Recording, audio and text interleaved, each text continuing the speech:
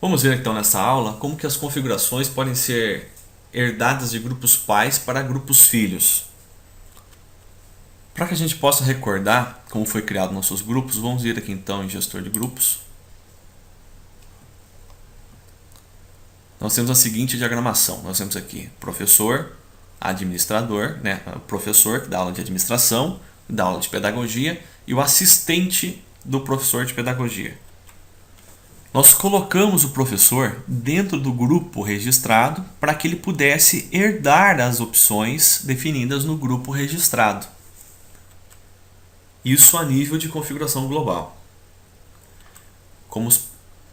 Bom, para ver isso, vamos entrar aqui então, painel de controle, configurações globais, permissões. Vamos entrar aqui no grupo de registrados. A gente pode ver aqui que os registrados, eles têm apenas permissão para acesso ao site. Eles podem fazer login e acessar o conteúdo que está definido para os registrados. E esta mesma permissão, essa mesma ação, ela foi designada para os grupos filhos, como por exemplo o professor. O professor ele herdou que ele pode fazer o acesso ao site e mais nada. E a mesma definição está para todos os subgrupos. Todos os subgrupos estão todos iguais. Por quê? Porque eles herdaram essas opções do nível superior deles, que é o registrado. Isso em nível configurações globais. Então, para que a gente possa entender melhor o que está acontecendo, podemos dizer que não há diferença alguma nos subgrupos aqui do professor, da administração e assistentes, referente ao grupo superior, que é o registrados. Então, tanto faz o registrado quanto todos os outros, aqui eles estão exatamente iguais. E isso está definido para todo o site. Por que está definido para todo o site? Porque ele está definido nas configurações globais.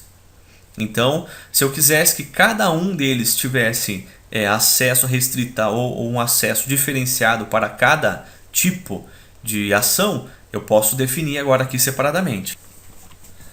Então, com base nisso, se eu vier aqui, por exemplo, em professor, e colocar aqui como não permitido, lá, negado, e eu aplique, vou salvar aqui no caso para aplicar essa configuração, eu acessar os níveis inferiores agora, vamos acessar lá, professor, está como negado. Se entrar em pedagogia, ele vai estar igual, por quê? Porque ele está herdando o anterior. Então, se eu voltar aqui em professor e colocar aqui herdado, e salvar, aplicar aqui, o que vai acontecer? Ele vai estar também herdando para ele, para os subníveis, a mesma permissão configurada para aquela ação do site. Isso em nível global para o site todo. Então, para a gente poder encerrar essa videoaula, só para dar uma ressalva, lembrando que a alteração ela vai servir para todos os usuários pertencentes àquele grupo. E eu posso colocar um usuário em vários grupos diferentes.